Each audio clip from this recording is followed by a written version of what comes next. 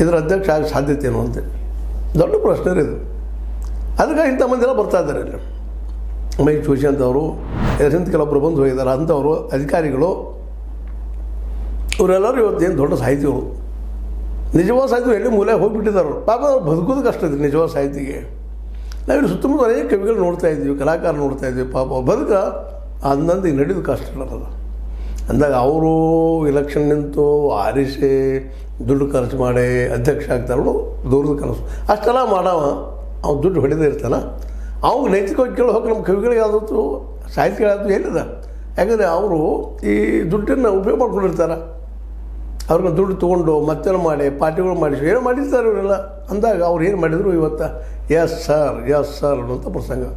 ಹೀಗಾಗಿ ಇವತ್ತು ನಮ್ಮ ಕಸಾಪ ಇದ್ದಿದ್ದು ಯಾರ್ಯಾರ್ದೋ ಕೈಯಲ್ಲಿ ಸಿಕ್ಕೊಂಡು ತನ್ನ ಪವಿತ್ರತೆಯನ್ನು ಕಳ್ಕೊಳ್ತಾ ಇದೆಯಾ ಅಂತೇಳಿ ಇದು ಭಾಳ ದೊಡ್ಡ ಪ್ರಶ್ನೆ ಆಗಿಬಿಡವೆ ಇವತ್ತು. ಈ ಪ್ರಶ್ನೆ ಬಗ್ಗೆ ಇತ್ತೀಚೆಗೆ ಒಂದಿಷ್ಟು ಬಾಯಿ ಬಿಡ್ತಾ ಇದ್ದಾರೆ ಕೆಲವೊಂದು ಮಂದಿ.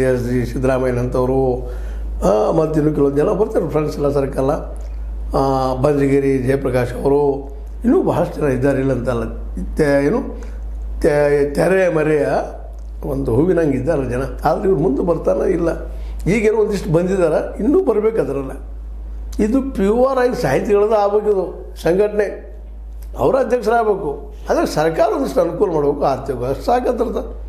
ಈ ಜನ ಯಾಕೆ ಬೇಕು ಅಂತ ಇವರು ಉದ್ಯೋಗ ಮಾಡ್ಕೊಂಡಿದ್ದಾರೆ. ಇವತ್ತು ನಿಮಗೂ ಗೊತ್ತದ, ನಮಗೂ ಗೊತ್ತದ. ಎದ್ದ ತಕ್ಷಣ ಘೋಷಣೆ ಮಾಡೋದು ಜಯ ಕನ್ನಡಾಂಬೆ ಅನ್ನೋದು, ದುಡ್ಡು ವಸೂಲಿ ಮಾಡೋದು. ಹತ್ತು ವರ್ಷಗಾರರು ಇದ್ದಾರೆ ಅಲ್ಲೇ. ಕನ್ನಡ ಹೆಸರಲ್ಲಿ ಉದ್ಯೋಗಗಳು ಮಾಡ್ತಾಯಿದ್ದಾರೆ, ದಂಧೆ ಮಾಡ್ತಾಯಿದ್ದಾರೆ. ಸಾಹಿತ್ಯ ಹೆಸರಲ್ಲಿ ದಂಧೆ ಮಾಡ್ತಾಯಿದ್ದಾರೆ. ಅಲ್ಲಿ ಪಬ್ಲಿಷರ್ ಹಿಡ್ಕೊಳ್ಳೋದು, ಪಬ್ಲಿಷರ್ ಇಂಥವು ಅಲ್ಲಿ ಪ್ರಿಂಟರ್ ಹಿಡ್ಕೊಳ್ತಾನೆ, ಮತ್ತಾರು ಹಿಡ್ಕೊಳ್ತಾನೆ, ಗೌರ್ಮೆಂಟ್ ಹಿಡ್ಕೊಳ್ತಾನೆ ಒಂದಿಷ್ಟು ಬುಕ್ ಪ್ರಿಂಟ್ ಹಾಕೋತಾನೆ, ದುಡ್ಡು ಮಾಡ್ಕೊತಾನೆ, ಹೋಗ್ತಾನೆ. ಹಿಂಗೆ ಈ ಸಾಹಿತ್ಯ ರಚನೆ ಹಿಡ್ಕೊಂಡು, ಕವನ ರಚನೆ ಹಿಡ್ಕೊಂಡು, ಎಲ್ಲ ಪುಸ್ತಕ ಮಾಡೋಲ್ಲಿ ಹಿಡ್ಕೊಂಡು ಎಲ್ಲ ಕಡೆಯೂ ಈ ಒಂದು ಪವಿತ್ರವಾದಂಥ ಸಂಬಂಧಗಳು ಬೆಳೀತಿರೋದ್ರಿಂದ ಇವತ್ತು ನಾವು ನಿಜವಾಗಿಯೂ ಒಳ್ಳೆಯ ಸಾಹಿತ್ಯ ಬರಲಿ, ನಮ್ಮ ಮನಪರಿವರ್ತನೆ ಮಾಡುವಂಥ ಒಂದು ಕಾವ್ಯ ಬರಲಿ, ಕಾದಂಬರಿ ಬರಲಿ, ಲೇಖನ ಬರಲಿ ಅಂತಿಲ್ಲ.